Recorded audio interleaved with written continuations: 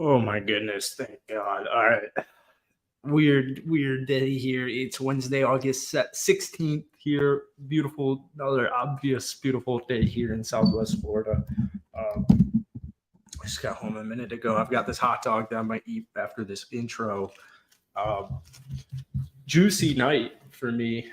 I saw a cockroach in my bedroom, and so we're gonna bomb this place afterwards. But en route to getting my bath bomb, my bed bomb, my house bomb, my homemade house bomb that I bought from Home Depot, I'm gonna deploy it right after this live on the Bug channel, which you guys can find in the description. We do a lot of great bug videos down here in Southwest Florida, so check that out. There's literally no NBA news. I was checking it this morning because I hadn't seen anything, and it's the headliner is Josh Green's hopeful for a contract extension with the Mavericks. We can talk about that. Nicholas Batum to retire following this year. We talked about that yesterday. Dane Johnson hired as the head coach of the South Bay Lakers. Like Mikal Bridges on Austin Reeves. He's here. Terry Taylor signs with the Bulls. We talked about that yesterday. Jamal Murray to miss World Cup to recover for next season, which is a good idea for him. And yeah, there's no news. There's no news going on, and no one's watching right now. So I got two. I need napkins. I got two though.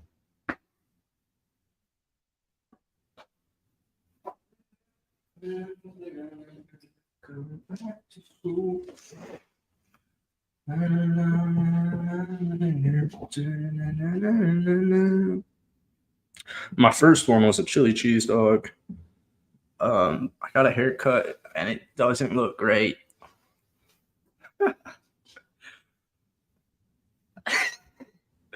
We'll see.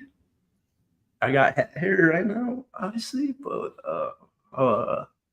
yeah, not really sure. Not really sure if that's the spot. We go to Houston tomorrow. Going to Houston. I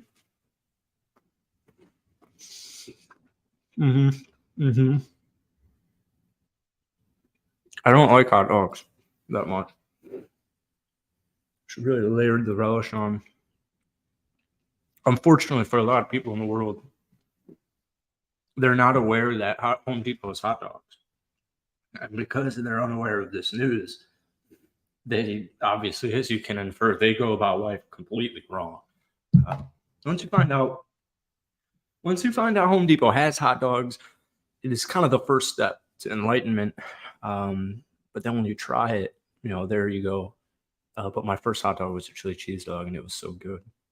But yeah, man, we're going to Houston tomorrow, and Swag and I are gonna get into some stuff, man. I don't know how much content we're gonna be doing. I like to make videos, so I assume we're gonna be making a bunch of videos. I don't know how many collaborative videos we'll make. I don't know if I'm doing the show on Friday quite yet. I should be good tomorrow. I don't leave till late in the day.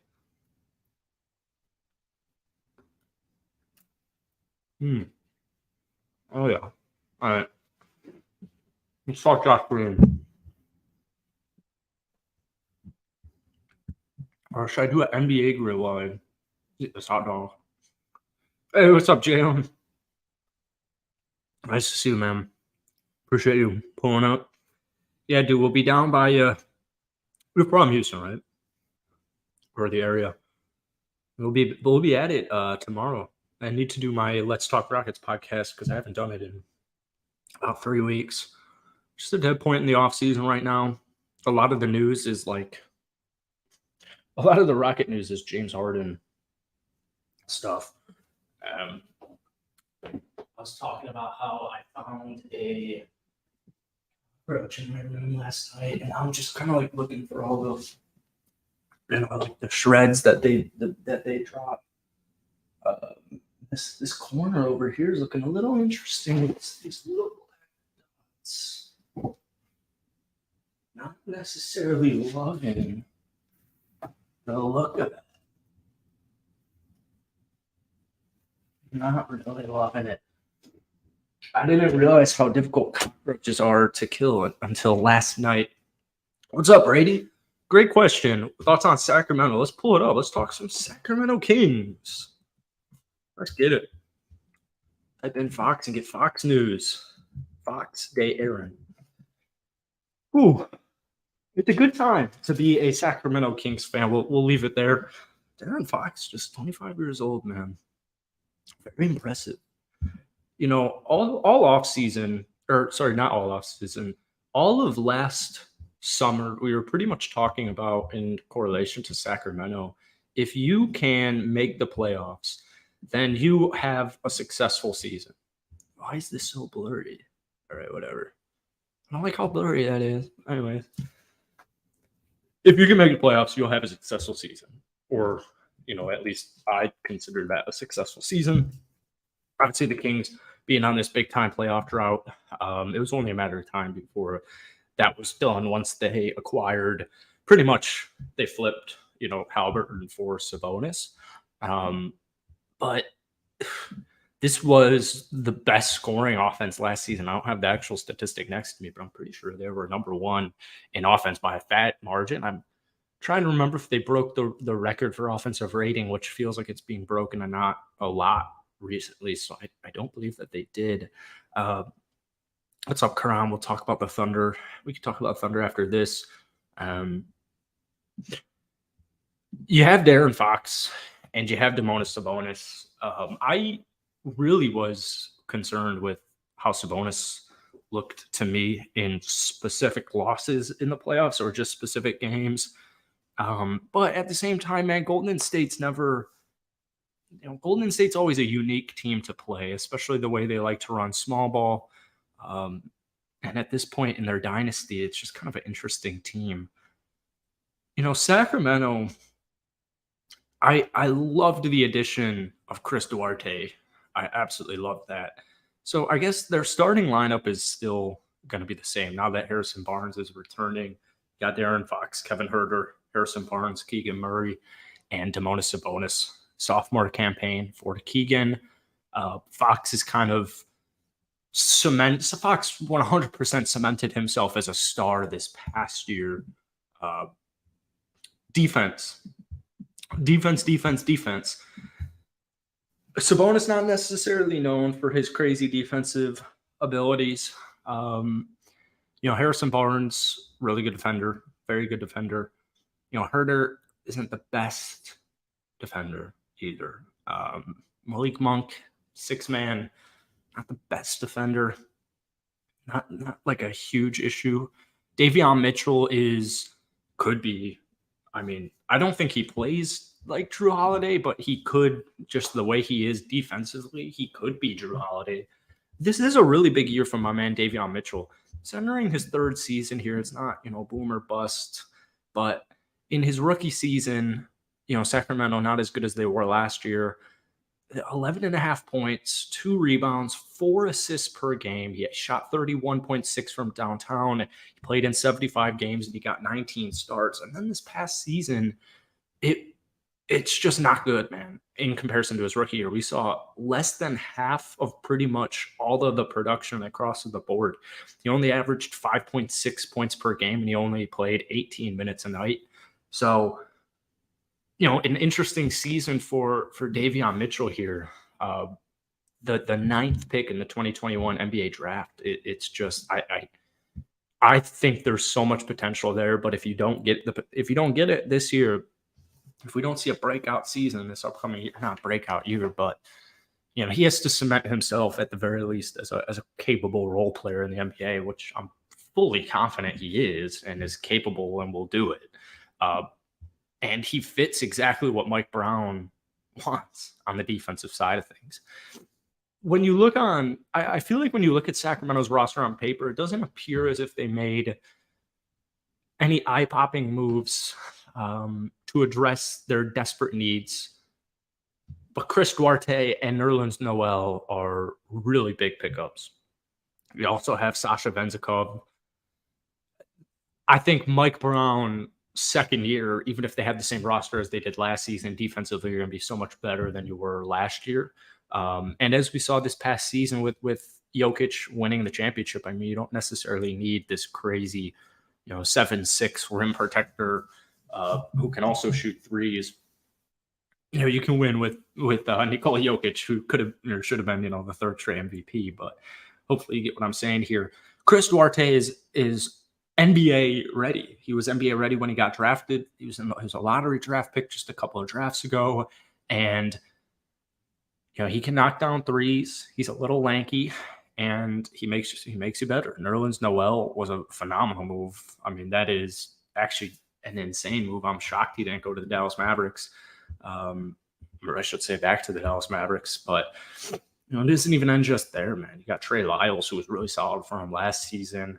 Neemias Queta, Keon Ellis. Sacramento's future is loaded, and they're already a winning team right now.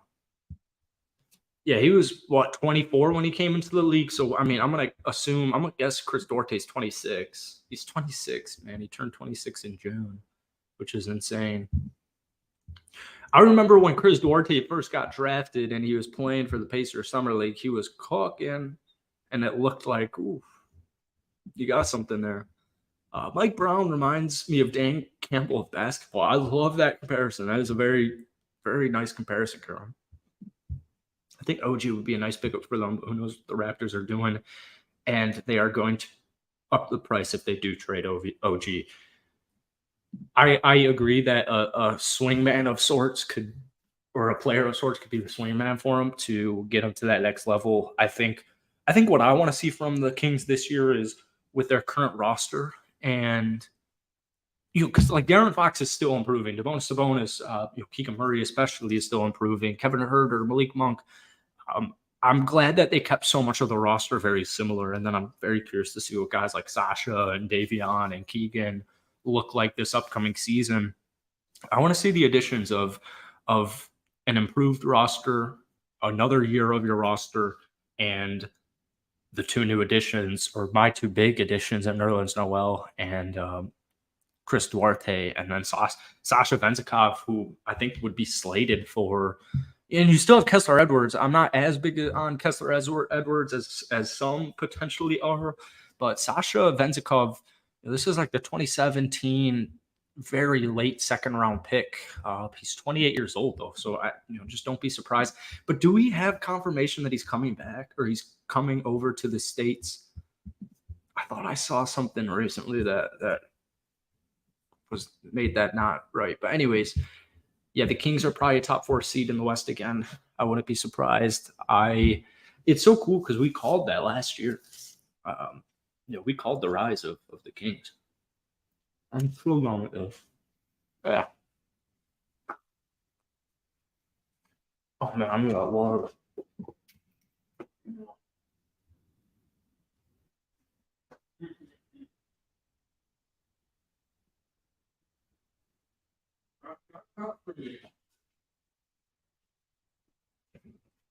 This lady over village.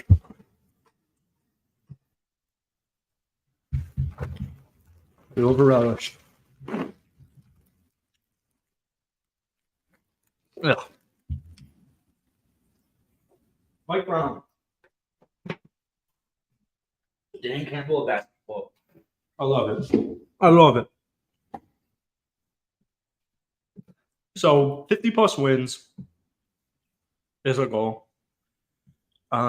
Because they had regular season success last year and they didn't have playoff success. So ideally you would want postseason, you want a little bit of success in both. But I think I'm not as concerned about the regular season. However, you do want good seeding, especially with the beam. So I think Sacramento's goal this upcoming season should be 50 plus wins. The goal is number 1 in the West, but under the table, top 4 would be satisfactory 100% and win a playoff series. And if you don't win a playoff series, then you definitely, I would say, need to make a move like OG Anunoby. Maybe it doesn't need to be OG Anunoby, but something needs to be bolstered in that lineup. We'll see if it's the depth. We'll see if it's, do they need to upgrade essentially? But let's see year 2, Keegan Murray, and let's continue to watch Darren Fox's breakout. And we'll just adjust from there. We'll adjust next offseason. The NBA Cup. That's the midseason tournament, right? I don't even know anything that well about it. In theory, it sounds awesome. Just a middle of the season tournament. It's kind of hard to, I think, take a gander at what that's going to look like.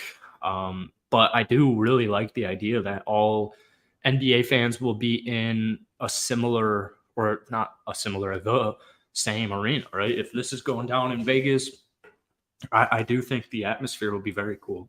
And I hope that the players can get into it, because I know if they do, it'll be successful. Mid-season tournaments, the idea is awesome.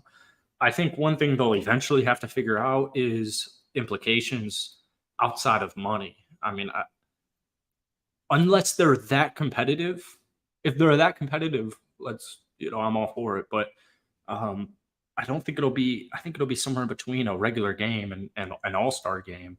I just don't know which. I worry it'll trend more towards an all-star game as opposed to a regular season game. But a lot of the smaller guys on the roster that aren't getting paid $40 million a year, they're going to want those money. So hopefully that just trickles down to the rest of the roster, which is the thought here. It's the theory. The idea of it's awesome though. I would love if I would love it if the winner of that game, and you can't do this can't be the answer, but I would love it if the winner of that tournament, whatever conference you're in, you get home field in the NBA Finals. And I know that could get a little dumb, because it's all right, what if can 2 Western Conference teams be playing each other in the NBA Cup? Because if you can, well, then if that's the championship, then the West is going to be home anyways. A lot of people don't even like that idea. I like baseball though. Baseball All-Star game is so fun to watch. But in theory, this is a very cool idea. I just it's like the bubble, or sorry, not the bubble. It's gonna start like the play-in tournament, I think, where the first year I think will be, this is pretty cool. Let's see what tweaks they make to it, but this is a pretty cool idea. I think a lot of people liked the plan. I don't hate the plan. I strongly disagree with the play-in tournament. I think it's retarded, to be frank, but a lot of people really like it. So we'll wait and see, man. I wonder how the rest of the schedule turns out. I don't know anything really about this NBA Cup, which is weird. It's the NBA show. All right. The inaugural season tournament will tip off on Friday, November 3rd. Oh my God. So it's a month thing. Wait, what? In season, that's barely a month into the regular season. Yo. So it's saying here that it goes from November 3rd to December 9th. I thought they were wrapping this up in a weekend. Oh, sheesh. For a complete schedule, click here. Don't mind if I do. Oh, fuck, dude. They already got it loaded up. All right. Oh, is it every Friday? Oh, no, it's not. But still. All right. The schedule is going to be really interesting. So there are going to be teams who are going to get screwed in this. And it's going to be so random. I think they're going to be so randomly screwed. That is a very cool thing, though. Yeah, so I guess this just broke in the last 24 hours. But yeah, group play is such an awesome idea. I mean, golf has, we know the World Cup, and soccer has it. But golf has something similar to this. So like they have a couple, I think they're actually just got rid of it and nobody wanted them to get rid of it. But golf has, a couple of match play events where you get ranked 1 to 64, then you're in group play and you have to get out of group play to advance. And it's super cool. And then you go to the knockout, and all that fun stuff. But very cool. That's right. They announced this recently. The Rockets are going to have no chance. The Bulls, I actually think got completely lucky. Wow, Raptors, Nets, Magic, and Celtics. Holy cow. Is one coming out? They're starting to compete with it since November. December is like the dead period of the NBA season since it's just the beginning. So last year was like the first year we did this show in the regular season. And I found it interesting that it gets boring really fast.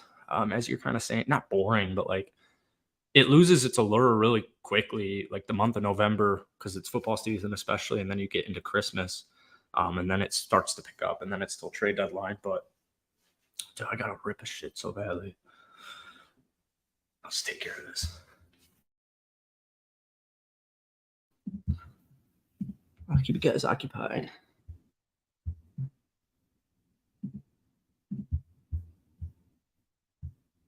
There you go.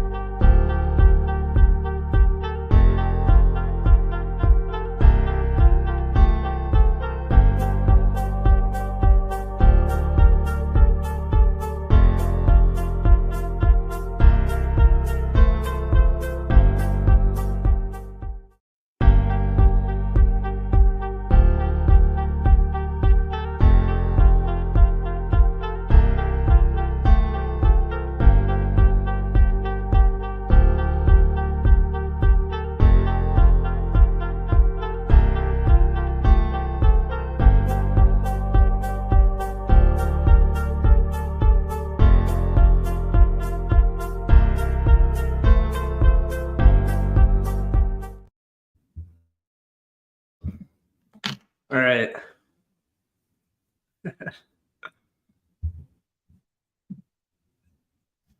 I'm back. I keep watching. I've been watching a lot of old. I like having noise playing in my room, and I just have a bunch of NBA games, or like a bunch of full games. There's always a full game on my TV, and I love just like popping in there, and just like every now and then, just taking a look at what's going on in whatever game is going down.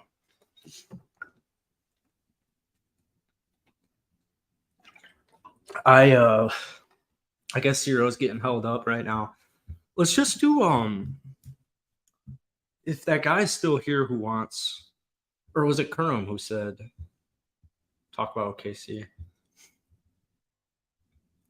Might have been Kurum. Anyways, if anybody has anything specific, let me know what you're trying to run up or what you would like me to run up. But in the meantime, tournament nights will take place every Tuesday and Friday from November 3rd to 28th, with the exception of Election Day. Oh shit, the Election Days this year? Are they voting on the president? What year is it? 2023? Is that next year? So what Election Day is it for? On November 7th, anyways. That is sweet though. All right. In the event, 2 or more teams are tied within a group. So unfortunately, it doesn't really look like my Rocket or Bulls will be getting out of their initial rounds, but cool. Very cool. Regular season schedule unveiled Thursday, 3 p.m. Eastern, ESPN. Always a great time to see what primetime games are you on. What do we got going down? Let's pull up Wordle. I gotta bomb this place, and I think it takes a couple hours. Ugh. Fuck, dude, cockroaches are really hard to kill. Yeah, we're in a tough group. All right, who's this? I'm gonna guess Mo Bamba. I'm gonna guess wrong. All right, he's younger than 25. He's in the East. He's in the Atlantic. He's a center. He's not a center. He's not 7 feet. He's younger than 24. It is not Robert Williams, right? Let's try. Just knew that was not right. All right. It's not Robert Williams. It's not a Sixer. It's not a Celt. And is it a Nick? This is certainly a Nick. And Josh Hart is older than 25, I believe, right? Julius Randle is way older than 25. Obi Toppin's not on the roster. Mitchell Robinson is bald, or not bald, but buzzed. No, Rob's not buzzed. But isn't he like thicker hair? We'll try Robinson just to get closer. All right, it's not a Nick. It's tape. Just guessed 3 25-year-olds. All right. He used to be in the number 23. I don't know. Who else is in this? Boston, Philly, Knicks, Tate. Is this a Raptor? Is this Ken Birch? No. Is this a Rapt? If this is a Rap, over number 23, younger than 25, a Toronto Raptor. I can't even think of who the other Atlantic team is. Oh, Brooklyn. Oh, shit, dude. Has to be a Brooklyn player. Oh, it's Cam Thomas. Fuck. All right. Actually, no, that was a good one. That was a good one. All right, let's check the weather for no reason. Oh, dude, it is thunder. All right. You know, I hate to do this. I really do. James Harden's in the wrong. I have to bring up the Harden for him. Harden did not start the problem for the Philadelphia 76ers, the New York Times writes. All right. So I think Philadelphia, it's really shitty. So yesterday, oh, shoot, you guys can't even see the screen.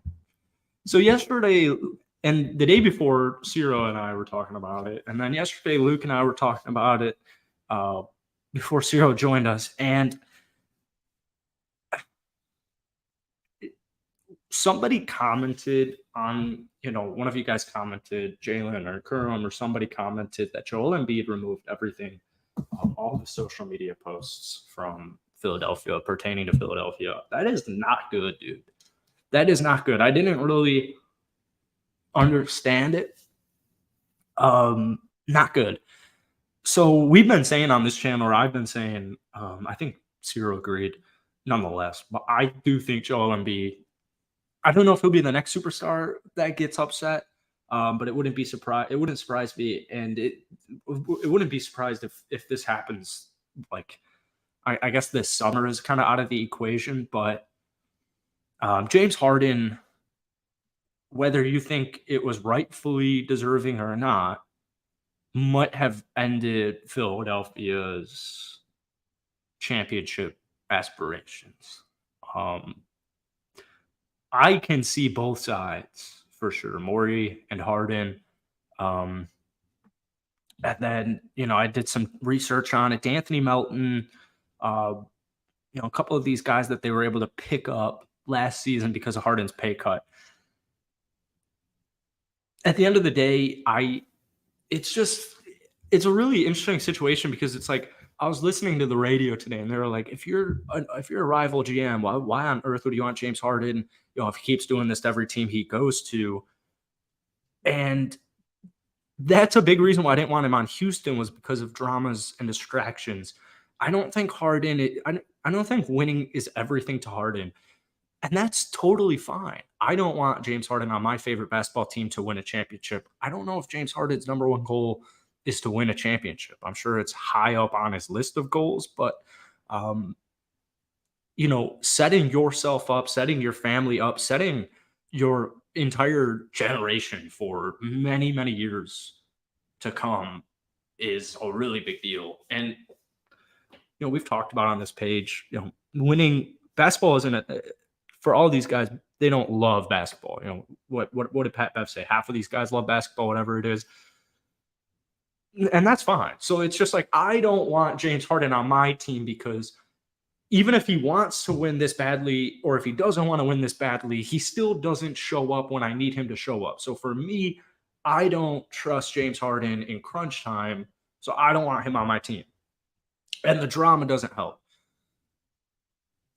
But if you're a team like the Phoenix Suns or the Los Angeles Clippers, this Harden drama doesn't matter. For every other team, for like a Rockets, I would, we want to stay, a young rebuilding team. We want to stay far away from this kind of bad press and this locker room issues. At the end of the day, Philadelphia's front offices have been dysfunctional. Their coaches have been dysfunctional. They picked Ben Simmons over Jimmy Butler, but I get it. Ben Simmons was a 3-time All-Star. I get it in theory. Ben Simmons, I still think is a really special player.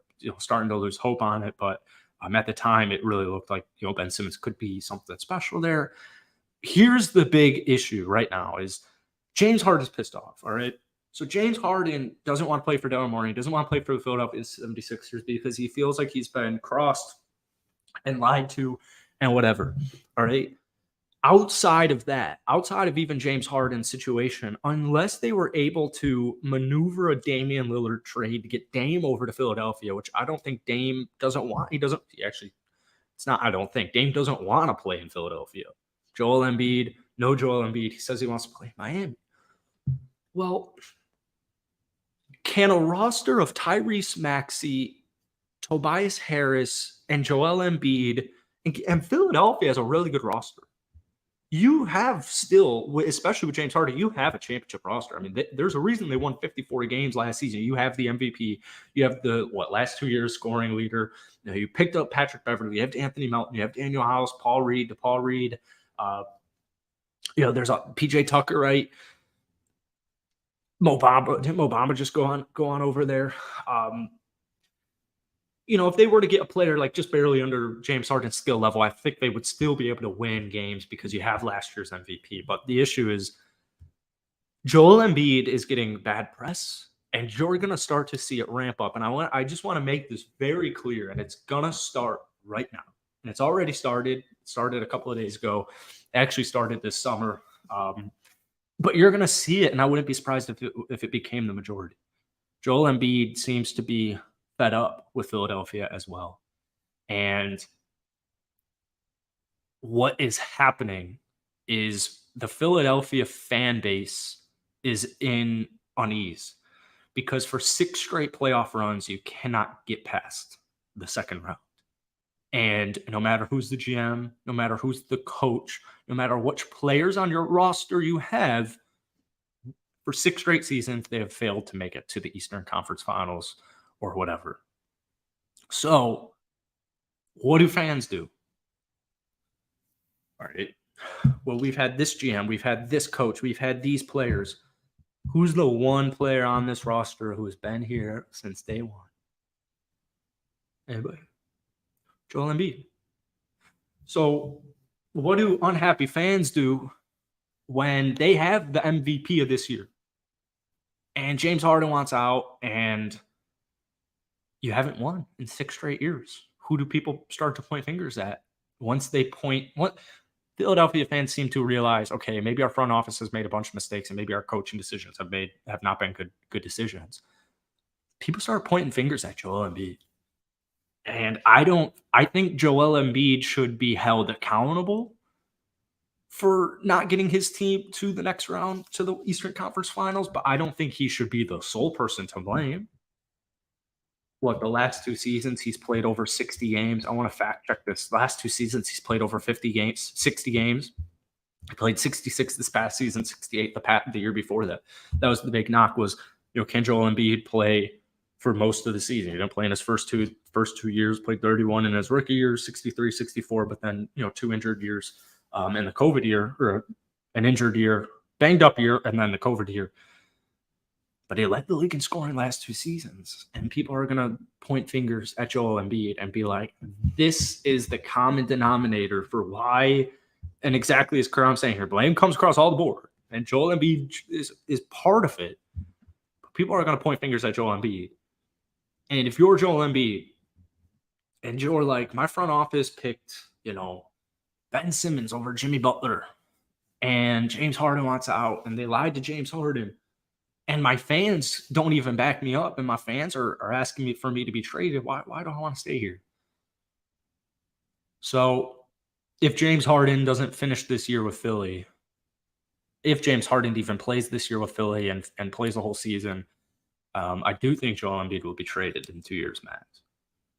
I would bet the house on it. Maybe not the house. I'd bet the side house on it, because I know he has stated that he wants to play for Philadelphia for his whole career, I believe, right? But when things are down, man, people start pointing fingers, deserving or not. So plan B, well, it doesn't appear like you're going to get much for James Harden. What I would suggest for Philadelphia is I would run it back, but James is going to make life hell for him.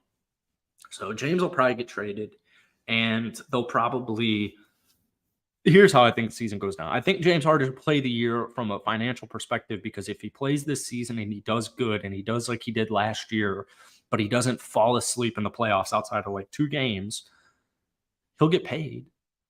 Chris Paul got paid. I mean, Chris Paul's still getting paid. He's way older than James Harden.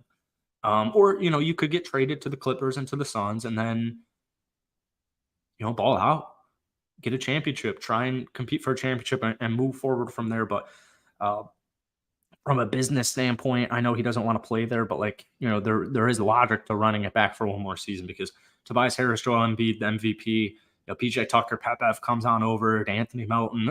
There's talent on this team with James Harden. But the fat suit, is he going to bring out the fat suit? If he does, he got traded.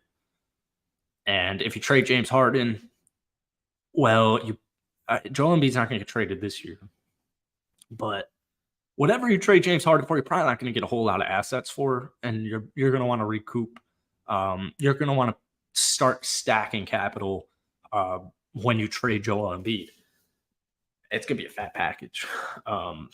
But I would move forward if you trade James Harden with whoever you get in return for him, and I would run this season with Tyrese Maxey, Tobias Harris, and Joel Embiid as my big 3. And I would say, let's see if Tyrese Maxey can be my starting point guard right now. That's the thing, man. I would view Tyrese as more of a shooting guard or more of a combo guard.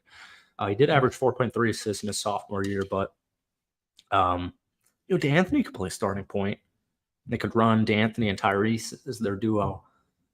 But that would be, the next stage is Joel Embiid's 28? Going to be 29 this season. Tyrese will be 23 if he's not already.